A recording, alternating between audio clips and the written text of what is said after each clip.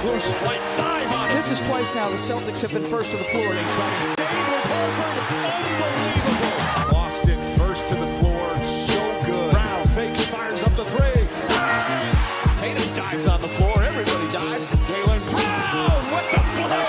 Blocked by Porzingis. He's doing it all. Tatum spinning, driving, layup. Washington drives. Blocked by White. Oh, what a block from Derek White.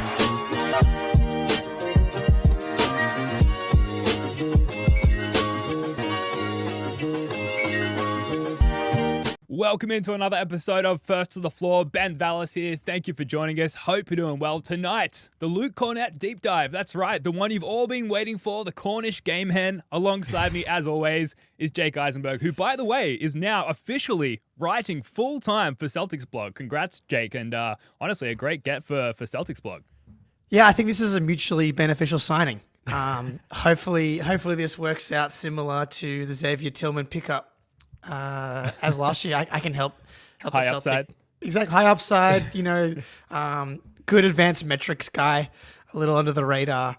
But yeah, the prompt that they had us write as like a test, I guess a tester, was Derek White has just been traded to the Detroit Pistons for Jaden Ivey and Tim Hardaway Jr.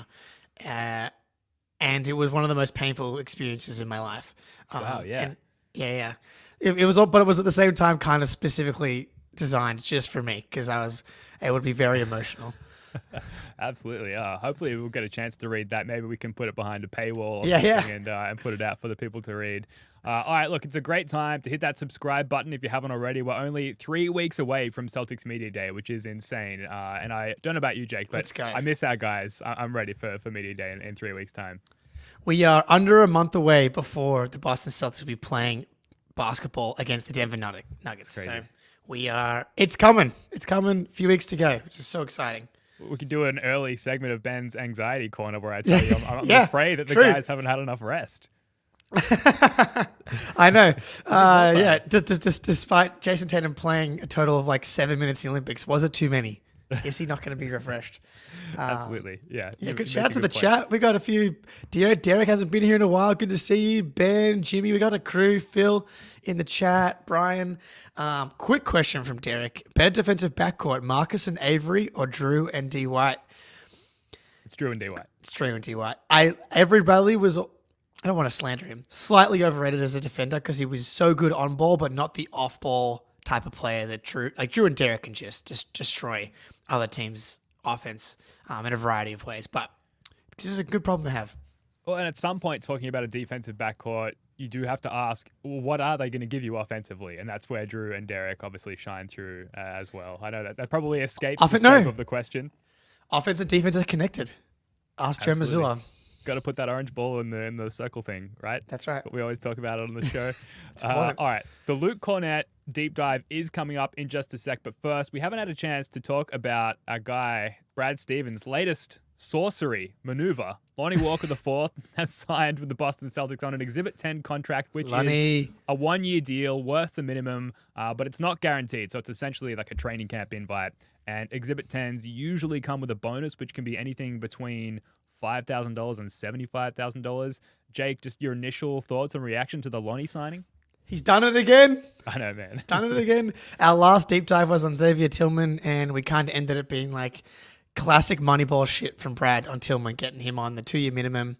So I'm trying to pass it, right? So Celtics fans got very excited about this one. And I'm like, do we get very excited about everything? Or is this like an outlier? And both are true. We get very excited about pretty much everything, especially on this podcast. But one, we have a right to be excited and a reason to be excited about everything because everything that Brad touches turns to gold. That's just what happens. But this reminds me of the reaction to the Xavier Tillman signing more than like the reaction to the Svi Mykhailiuk signing. When we signed Svi, I was like, oh, I kind of see it. You know, Sam Hauser insurance, not as good of a defender, but I kind of like it as an end of bench guy. The way that we reacted to the Xavier Tillman signing was like, oh my God, I think Brad may have just signed like the future Horford guy, et cetera, et cetera. And like that's kind of played out similarly to how we kind of expected. Maybe not quite as many minutes as we thought, but this Lonnie Walker signing reminds me way more of that signing. Maybe not quite to the same extent, but you can kind of see certain things that get you excited about the upside of this move.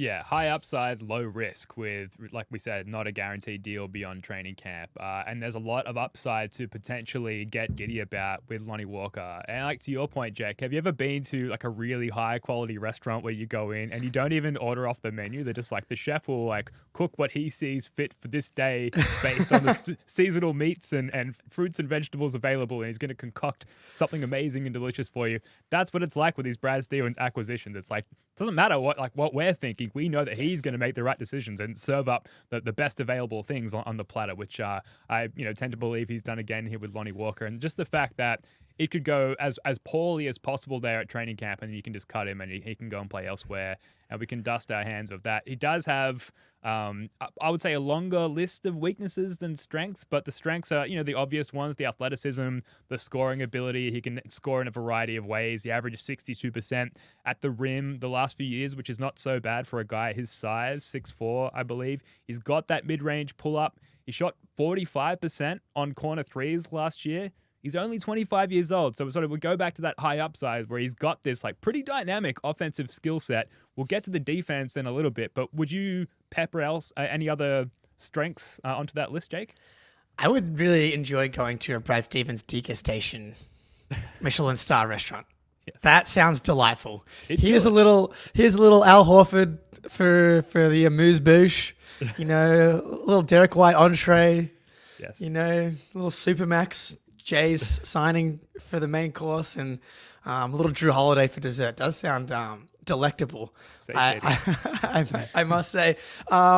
So definitely a dimensions guy. So 6'4", 6'8" wingspan, which is pretty absurd. 40-inch vertical, which was very high in his draft class. Now, a 3.06 three-quarter sprint, which is third in the draft class, which is, I'm guessing, the sprint three-quarters of the court race, which I didn't even really know that they did till I found the draft combine tab in NBA stats for the first time, which was fun to go through. So that sounds like he's super athletic. He was third behind Josh Okogie and Zaire Williams. But then at the same time, Kevin Huerter was sixth in this event. So I don't know what to make of the three-quarter sprint.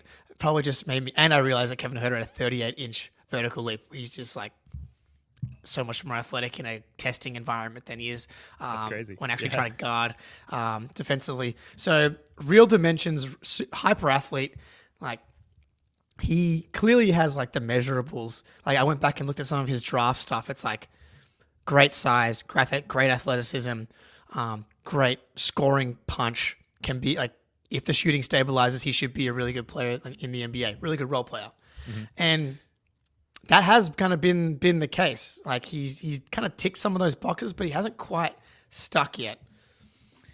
Yeah, that's what I've got as his top weakness, is just his inconsistency. He's had times where like he's absolutely exploded as a scorer. We saw that in the playoffs with the Lakers a year and a half ago or a couple of years ago. He's exploded as a scorer and an overall threat offensively, but he's had some shockers as well, like sort of more often than not in terms of comparisons to those explosive nights as well. So, hence he's found himself on a training camp deal rather than more of a long-term guaranteed deal elsewhere. But just rewind a little bit, slightly deeper dive on the strengths. I dove into Synergy here.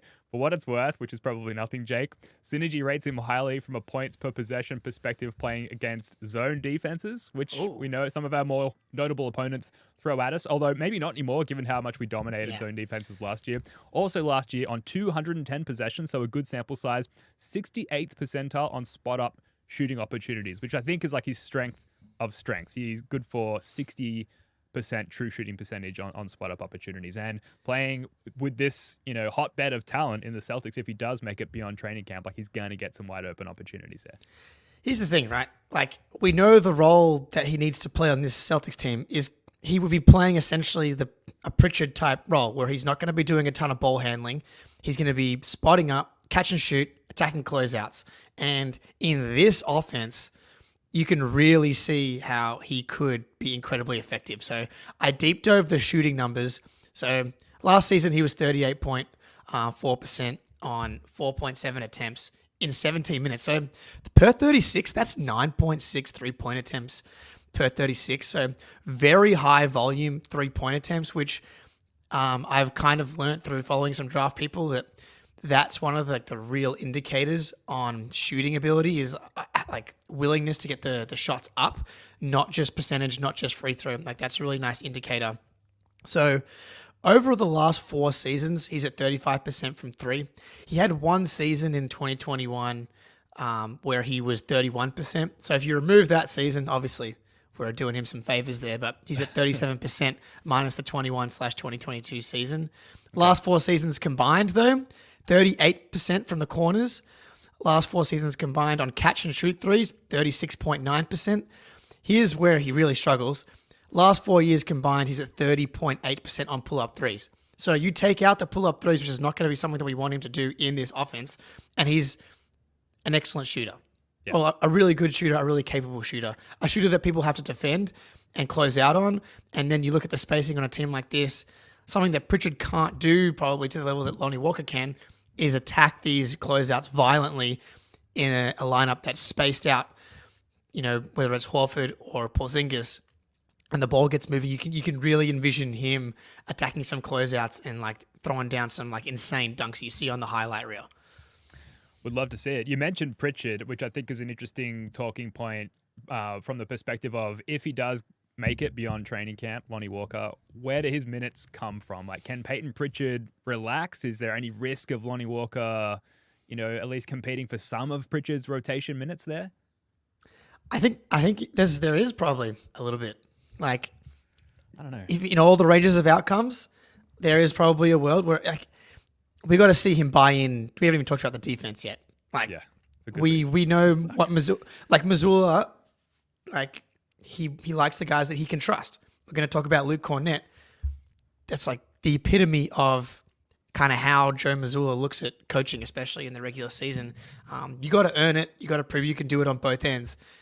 We talked about it at the top and how offense helps your defense. Defense helps your offense as well. Are you getting stops? Are you getting out in transition?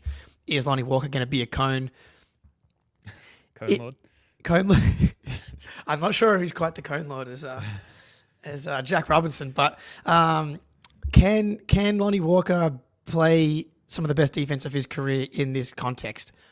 That's what we're hoping, right? I think the Celtics organization should feel confident that they can develop defense at this point. Luke Kornet, Sam Hauser, Peyton Pritchard. Is Lonnie Walker going to be the next guy that has come in with defensive concerns that they can kind of turn the other way? Svi Mykhailiuk, not someone that are able to fix. But is that a tools problem? Like Lonnie Walker, in theory, has the tools to at least be competent. Can you at least fight defensively and be competent? I would think that he has the tools to at least be, net neutral defensively. Yeah, dimensionally, you said it. He's the GOAT in his weight class in terms of current NBA players. But I think, a notable lack of defensive awareness, like sort of doing some research around Lonnie on, opposing team blogs and subreddits and things like that. A lack of defensive awareness was a common theme. Synergy rates him really poorly as a pick and roll defender, unsurprisingly. 5th percentile overall last year. Teams just score with a ridiculously high efficiency if Lonnie is defending any pick and roll action. And I'm just bringing up synergy now for Pritchard as far as his like defensive pick and rolls. And obviously it's not great, but it's much better in terms of limiting team scoring efficiency when Pritchard is on the court. So for points per possession ranking, it's 49th percentile. Okay. For Lonnie, it was the 5th percentile. So that was last season. Difference there. Last season, yes.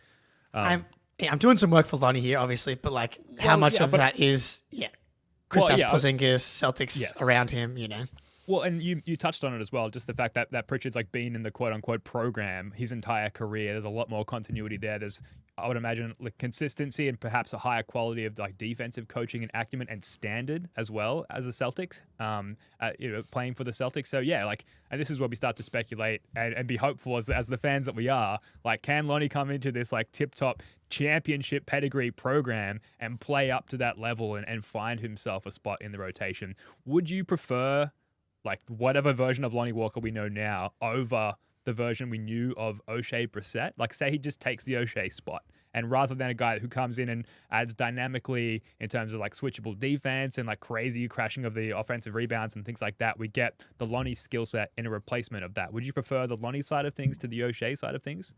I like this version of the Flyer more than the O'Shea Brissett version. I think when O'Shea came in, we were pretty confident that O'Shea Brissett putting the orange ball in the basket was going to be like something that he struggled with, because that's what he struggled with. He was 27. Lonnie's a little bit younger here. I think when you think about the playoffs and upside, it's like we need guys that can be two-way players, right? And Lonnie, I think we're hoping can be more of a two-way player.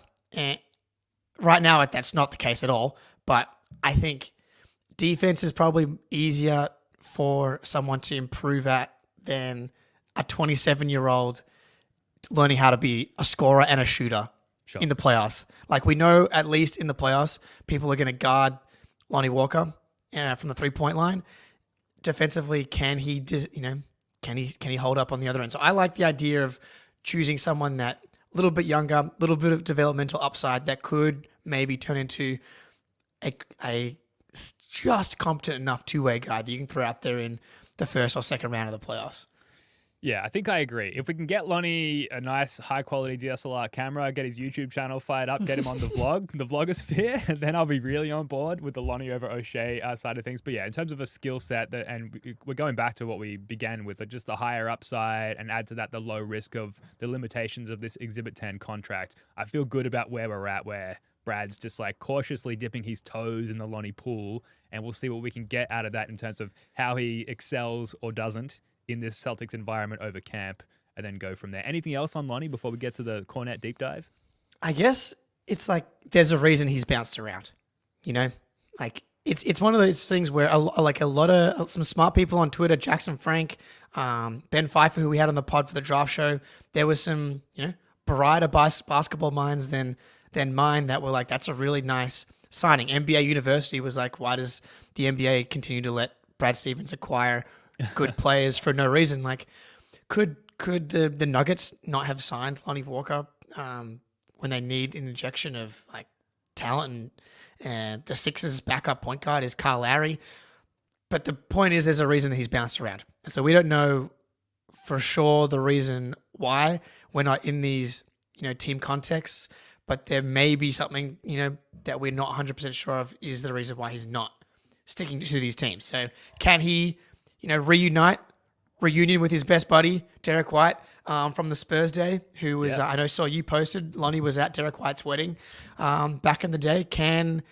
That would be an awesome arc for Derek White, coming in as like the guy who needs the confidence, instilled with him with the Jays or Missoula. And then now it's Derek White taking his old Spurs teammate who's bounced around under his wing. The tutelage takes him to the school of Derek White, and we get a third ridiculous guard in the backcourt. That's the dream. That's the universe I'm hoping that pans out here. I got to put myself on the waiting list for the school of Derek White. Yeah, I was concerned like slightly about maybe some chemistry affecting issues where you bring in a guy like Lonnie Walker, where like it does beg the question, why hasn't he stuck anywhere? And you start to wonder, if there are any sort of personality aspects to that. Who knows? I have no idea, but it does beg that question, I suppose. But again, going back to like the continuity of our team, the championship pedigree, I just think that they're such a tight unit. I don't think that's going to be necessarily like penetrated by one guy. So I've talked myself out of concerns there. Yeah. I don't know. I think we have a point. Like, why did the league let us trade for Derek White? Why did the league let us trade for Drew Holiday? Why did the league let us trade for Xavier Tillman and then re-sign him to a 2-year guaranteed deal when the Knicks like need someone like Xavier Tillman as their backup big man?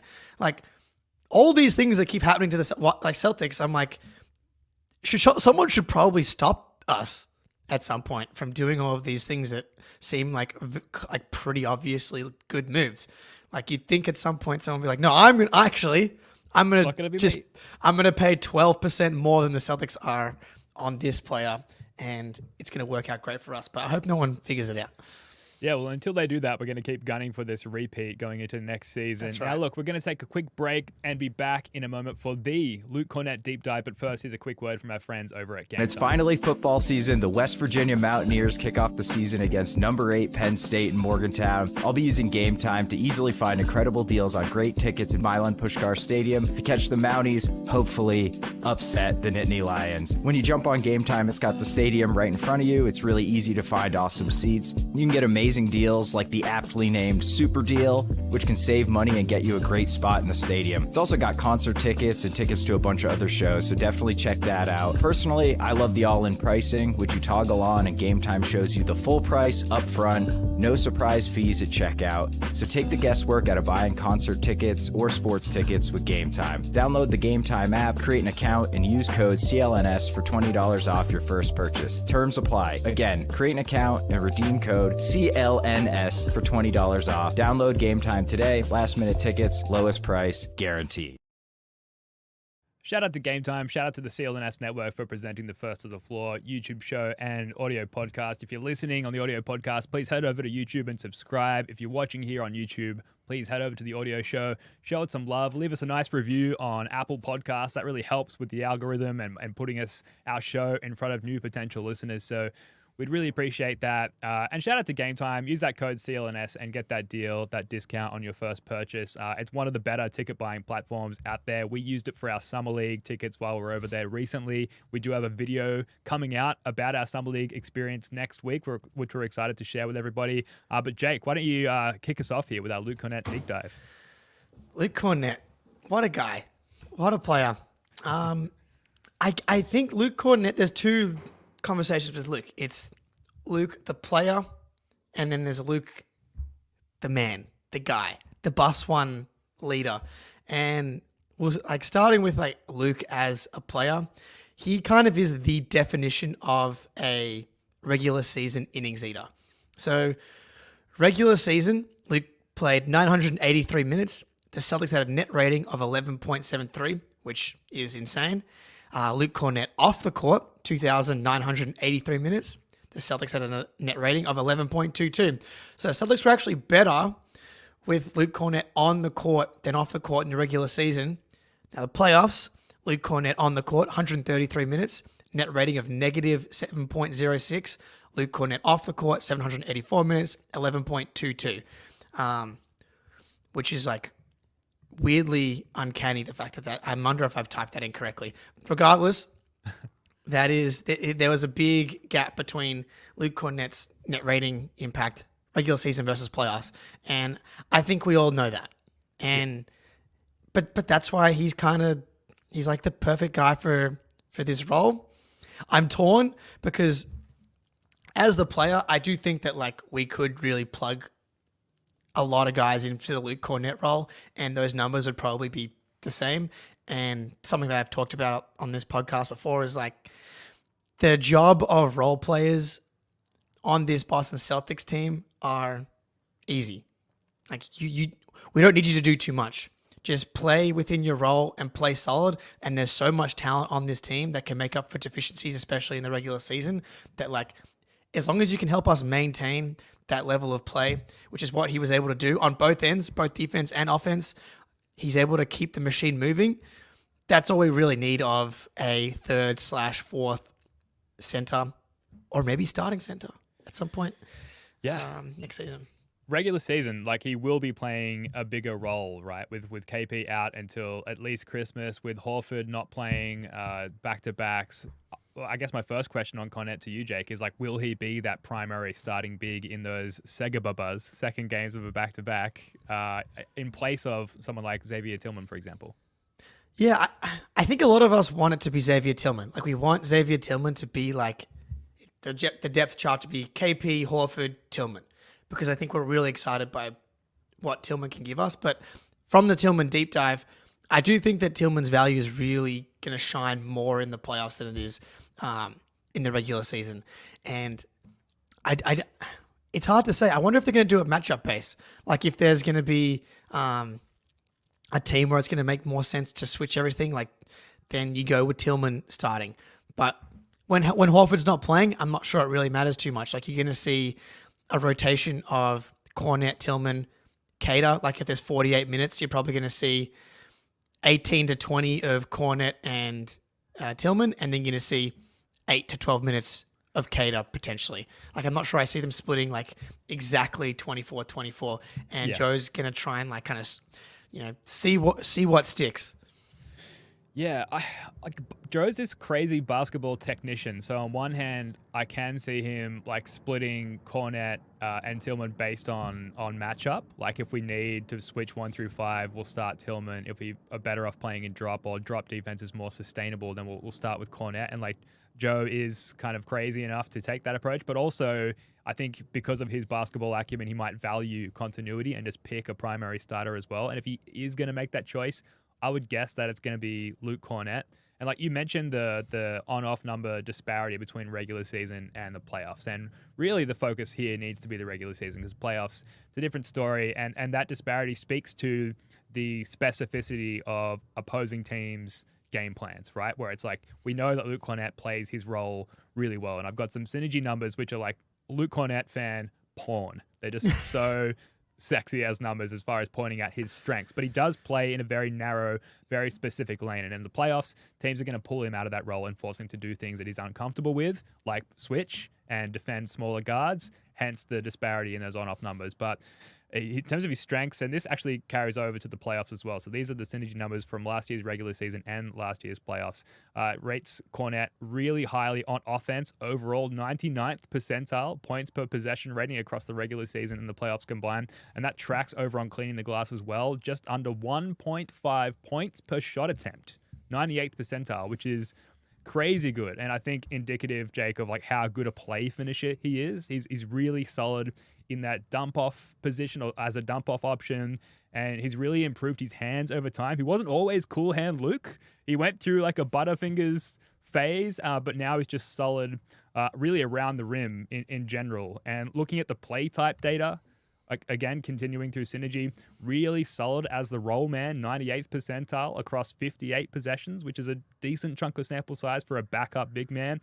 85% true shooting as the roll man. Again, solid play finisher. He's also been really efficient in transition as the big guy coming down the middle, 98th percentile in terms of points possession, good for 85.2 true shooting possession. And then finally, putbacks, 78 total possessions, 80th percentile in points per possession. His shot diet is super limited, which I think is fine. And I think it sort of speaks to why he's so efficient, because he just knows what he's good at. Anything around the rim, including putbacks, and he just sticks with that. And as long as teams don't try and take him out of that, which again in the playoffs they can and they will, as long as he stays in his regular season lane, he's incredibly efficient. It's awesome. There's a lot going on here, man. Like the Luke Kornet porn, the big man coming down the middle here. I'm not sure what actually is more embarrassing. Is it being caught pulling up Luke Kornet synergy numbers, or is it the other thing? Both equally is disgusting for different reasons. You don't like big man coming down the middle? We're all on the same team here. He was like insanely efficient last year. I mean, just straight up 70% from the field, 100% from three, 91% from the free throw line. Like, he had a overall true shooting percentage of 73.6, which was a career high. And the year before that was his next career high. So part of this is he has cut out the 3-point shots. And I do want to ask you about the 3-point shots for next season as well. But he just has done such a good job playing within himself, being so efficient. He had a lot of like really good games last year, and a lot of them came with guys out, and he like stepped up. So you can filter by game score on Basketball Reference, which is like a good way to filter by like just total box score impact. They beat the Raptors with a bunch of guys out, 20 points, 9 for 11 from the field, 8 rebounds, 3 assists, 3 blocks. Washington, bunch of guys out again, 11 points, 8 rebounds, 5 assists, 3 blocks, like 4 for 5 from the field, 3 for 3 from the line. And you look at like his top game score numbers, it's like Toronto, Washington, Utah, Charlotte, Orlando, Brooklyn, like Washington, Spurs, Chicago. They used him in spots where they didn't really need Porzingis or Al, and he's able to, again, with the talent around him, play his role really well and keep this machine playing at a really, really high level. He leveled up absolutely as a role player. I beginning of the season, I was like, please, Luke, you have to get more than one rebound. And by the end of the season, he's got a very normal rebounding percentage now. So for the season, total rebound percentage 12.9%. A couple notable guys around him. Chet was at 13.2. Kat was at 13.1. Miles Turner 12.8. Mo Wagner, heralded as one of the best backup big man in the NBA, 12.8. Draymond 12.7. Reminded me that Jaren Jackson's an awful rebounder at 8.3%. Brook Lopez down at 8.1 as well. So, again, just another example of just Luke Kornet doing his job. And we don't need him to be an elite rebounder. We need him to be a capable 7-foot rebounder. We need him to be good enough where rebounding is just not an issue when he's out there. And he got to a point where that was the case, where I don't think it was. And he really improved in that area. So that was like one of the more glaring ones. But my favorite thing that Luke Kornet does on offense, despite being a guy that doesn't shoot, we always talk about how we want our big men to shoot, but he kept the offense playing at the exact same level when he was on the court, and a lot of that had to do with his willingness as a passer and a screener. As soon as he touches the ball, he's looking to do a handoff, set a screen, roll. Doesn't work, he sprints out to the perimeter, hits another screen. He's always looking to impact the game any way that he can, and that was one of my favorite things, and I thought that was the biggest difference between him and Cater, was just those really quick decisions to get the ball moving in the offense is just really valuable, and he was really good at it all season long. Yeah, he's a really dynamic, modern big man who, we'll get to the lack of the three in a second, which we know is there, buried somewhere within him. He's just unallowed or not allowed to use it. But yeah, he'll run a handoff. He'll dive to the basket if there's nothing there. He'll duck back out to the perimeter, set another screen. He's always very active, despite his sort of textbook lack of contribution to quote unquote spacing. But maybe that transitions well to the question I think's on everyone's lips, which is what's going on with the three ball? He shot, I believe, 100% from three on extremely small sample size, one total 3-point shot. I guess didn't want to put any more up and skew his stats any further, Jake. But we know the talent was there. It was sort of a marked aspect of his game when he arrived in Boston, and it's sort of been further and further diminished over his tenure as a Celtic. Why do you think that is? And do you think, with the way the Celtics like to play basketball and the fact that we'll be missing some of our premier big men throughout the season, do you think that's something that we need to reopen with Luke? Yeah, well, so he came into the league, and his first 2 seasons, he was shooting 4 threes a game in 17 minutes. So that's a high clip here. So per 36, at 8.8 threes per game, and he was knocking them down at 36%. That's very valuable as a big man. The problem is they stopped going in kind of after that. Dropped down to 28.7% the next year, 25% the year after that. And then he got to Boston, and he essentially kind of stopped shooting them after a year or so there. And I'm torn because he just had the best season of his career, pretty easily. And it involved shooting 1-3. So it's hard to be he should change his approach. I do think that the calculus changes for the Celtics now that they have the title. I think you needed to be so militarized with your approach last year to make sure you got to the championship. But I think that injecting some fresh ideas and development into the team that could be a good thing. Just Luke Kornet hitting threes is good for the vibes. Yeah. And so if he starts shooting them again, even if he's hitting them at Daniel Tice level at 32, 33%, he's shooting 2 a game in the 15 minutes a game or 20 minutes a game potentially with KP out. I don't know.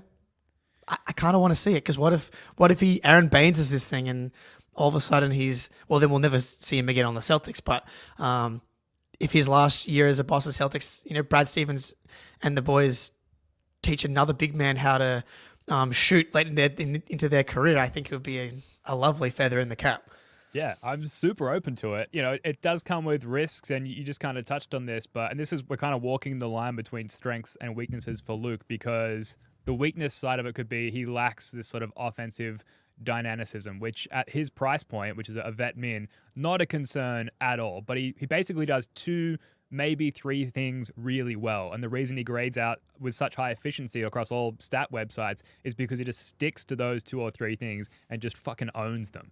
But does that lack of dynamicism over time, where he is getting more minutes, maybe he is more part of a, what did I call it? A chapter in the scouting report, or more of a focal point in a scouting report?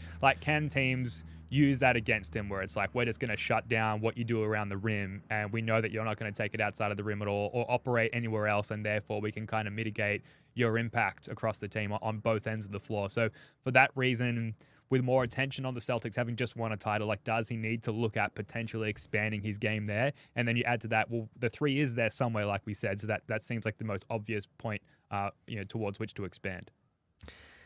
It would be awesome. It would just be awesome if he gets the 3 ball back. But yeah, I think we're going to see a similar thing to last year. I listed off some of his best games, and a lot of them came against, worst teams in the NBA. And I think that probably, if I was to go through and look at it more, some of his lower game scores are probably against better teams in the NBA. Sure. I think that's kind of the reality. It's his weaknesses are going to pop up more against teams that are better and have more ways to attack him on both ends. And that's okay. He kind of reminds me of the veterans minimum version of Isaiah Hartenstein. Okay. Hartenstein's getting paid $29 million, but he's really good passer, can do some things offensively. Modern big with soft hands skill. Again, veterans minimum version of the guy making $29 million. Don't want anyone to misconstrue the fact that I'm comparing the two, but there's a reason that Hartenstein's making $27 million more, but it's can you get a guy that's valuable enough on both ends and can play in kind of different lineups? Yeah, the vet min player is a really fun basis for these player deep dives, because it both diminishes the weaknesses, because you're of course he's going to have weaknesses. He's a vet min, but then it makes all the strengths really exciting, because you're despite his low salary, we look at all these things he's fucking awesome at, which we just went through a long list, and that bears out in all those stat pages as well. But I don't know, maybe this is a good time to transition to some of the more glaring weaknesses. And I think, to me, put simply, if you're an opposing team, and especially in the playoffs, if you need a bucket, just call up Luke to the screen. Either he's going to play in drop, and there's a long list of dynamic guards in the league who can exploit drop coverage, or, which would be even worse news for the Celtics, he's going to switch, and that it's pretty bad news, as we've seen from there onwards. So the fact that he presents a guaranteed high percentage look for the opposition in certain types of basketball, particularly playoff basketball, I think is a pretty glaring weakness. We've talked about how you can operate around that in the regular season, and fortunately we've got the depth. We can just bring in Xavier Tillman if teams are going to attack us that way, and it's not a problem. It's a moot point. But I would say that's the biggest weakness, Jake. Yeah, absolutely. And I think we saw it in the Cleveland series, right? KP goes down in the Heat series, and we don't really need Kornet. Kornet plays 18 minutes in Game 5 of the Heat game, but that game was kind of a blowout from the get-go. And I remember going into the Cleveland series and thinking that you might be able to get away with Luke Kornet at least early in the series, because you're going to play drop with Al Horford potentially at times.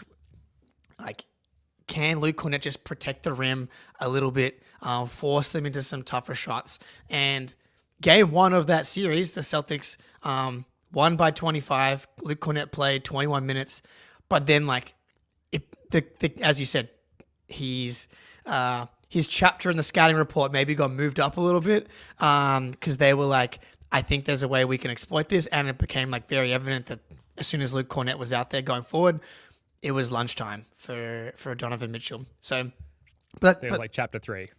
Yeah, chapter as 3. Opposed, what are you going to do about Luke Kornet?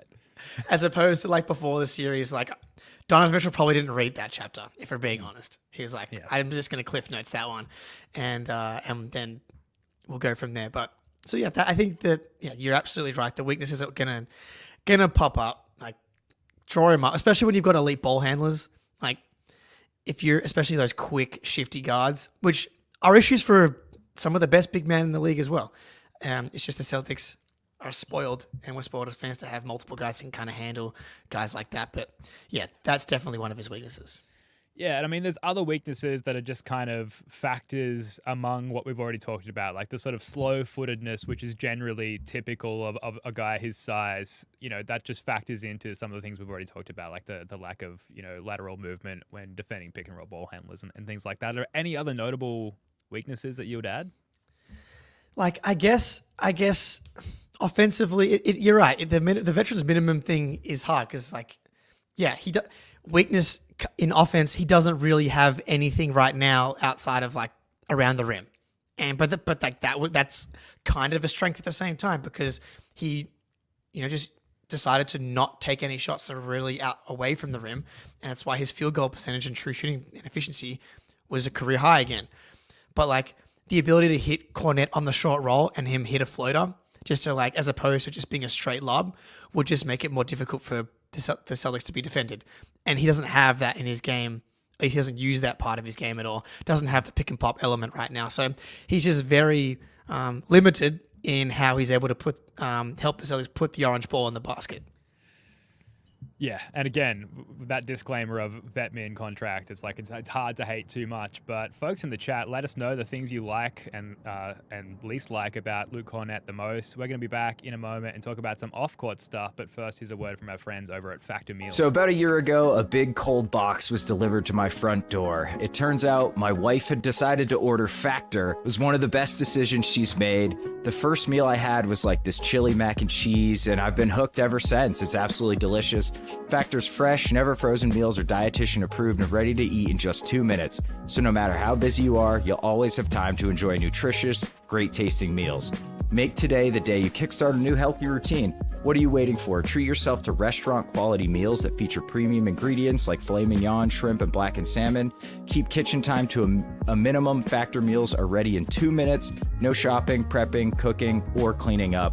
Enjoy effortless support for your lifestyle. Choose from 6 menu preferences to help you manage calories, maximize protein intake, avoid meat, which is not my selection, but some people do enjoy that, or simply eat well balanced. Head to factormeals.com/floor50 and use code FLOOR50 to get 50% off your first box plus 20% off your next month. That's code FLOOR50, floor50 at factormeals.com/floor50 to get 50% off your first box plus 20% off your next month while your subscription is active. Shout out Factor Meals and shout out our own code, FLOOR50, which, as you just heard, you can use to get 50% off your first box, 20% off your next month's box as well, which is a legitimately good deal. I'm all for healthy eating. Jake and I were talking before we went live. We both had a big weekend, and then we're now fully on the healthy eating train, so Factor Meals are definitely a factor there. Yeah, we feel kind of like what I imagine Al Horford felt like after Game 5 of the Cavs series. Look, can we turn back the clock and do some things that we used to do before we hit 30? Yes. But there is a cost, and healthy eating, we got to get back on it. Yeah, exponentially increasing cost, unfortunately. We've got some comments flowing in the chat here. Ben in the chat saying, elite from the stripe, ice in his veins. I just looked this up during our break there. 90.7% from the free throw line. I had no idea it was that high. That's crazy. He's 80+% for his entire career. So like I do think that he probably still can shoot, to go back to that. But like that's my favorite moment of the season from Luke Kornet by far, is the ice in his veins. Hell yeah. Well, we're going to get to the personality stuff in a second. Yeah. Lee P in the chat saying Kornet alley-oop is underrated. The real Darrell. Yeah.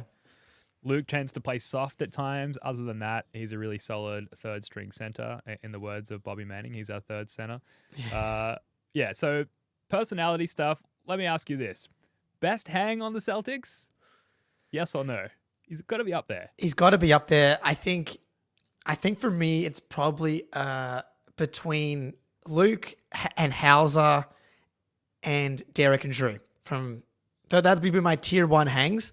I think I'm going with Hauser, just from the type of party I've seen from him in the midst of the championship celebration, the chundering in the cooler. You know, something that I can definitely relate to. As much as like Luke Kornet's like really like fun guy, I think that like he just is like a little, for me personally, just like slightly too much towards the meme scale. Just for like the if I'm actually going to be best friends with this guy, I think Hauser is probably more type of my guy, a little more relaxed from that perspective. Yeah, Hauser, I get the impression you'd be like, let's go buy a case of beer and go find a court somewhere and just like put shots up and like finish this case together and bond. Whereas Luke Kornet, I feel like if you had like a 4-hour drive, I think Kornet is probably the better driving partner, co-pilot, if you will. I think he's going to get the aux cable and put on some good tunes. And I don't know, he sounds like he might chuck on some good comedy podcasts as well, have a couple of zingers, pedestrian watching as people are crossing the road in front of our stopped vehicle. Anyway, one could definitely dream, some right? zingers. Really, I just like to hang out with all of them. Yeah, absolutely. I mean, the Boss One boys, like, they have to be. They got to bring that type of energy. That's their role.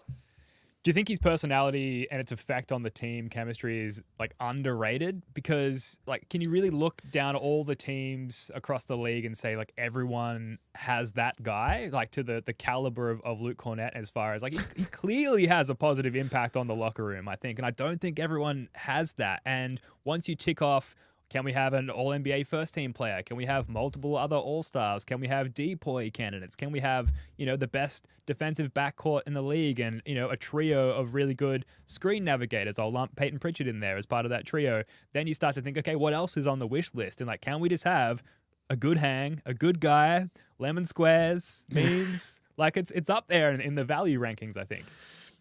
Absolutely, dude. Like, I think your 10th through 15th men, you don't want to bring in guys that suck.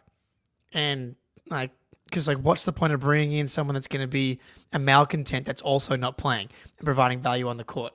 Yeah, where's the advanced metrics for vibes? That's what I want to know. Is like, what's the on-off splits, bench, locker room for the vibe guys? I'm torn, but like, how much is he really impacting it from a vibes perspective? Because like, this team's like had pretty excellent vibes for the entirety of the Jays era. There's really been 1 year alone, maybe 2 years where the vibes haven't been awesome. The Kyrie second year of Tatum's career, and then like the 20/21 season post the bubble, the Tristan Thompson era, sure, we'll call it. But that was bad vibes for a variety of reasons. But like this team has been pretty awesome. There was Malik Fitz before him. We had, obviously Blake Griffin before that. But I will say that ice in his veins game, his like vibes literally helped them win that game alone. Yeah, man. So like that's against the Pacers. It is 80-76. Luke Kornet goes to the free throw line. JB currently 4 for 8. JT 2 for 4, True Holiday 1 for 2, Horford 0 for 2, Kornet goes in 2 for 2 from the line, puts the Celtics up 82-76 with 47 seconds left in the third quarter. And he's literally in between the first and second free throw. As soon as he makes the first free throw, he takes like 3 steps towards the bench and like shakes his fist. He's like, yeah, let's go. And then does the ice in his veins thing. Yes. And then goes back to the line to shoot the second. This is in between free throws. Goes back to the free throw line and then knocks down the second, and the bench is just going nuts at the same time. And that helped steady the ship. Obviously, they're still up 6 at this time, and helped steady the ship. Celtics were able to knock down some more free throws later in that game. But like, that was a moment where the Celtics were up 11, lead was slipping away a little bit, and it was like, oh my God, are we going to lose a game? Because we're, ended the game 10 for 19 from the line, including Luke Kornet's made free throws. So that's like a vibe W. Like that goes straight in the W column.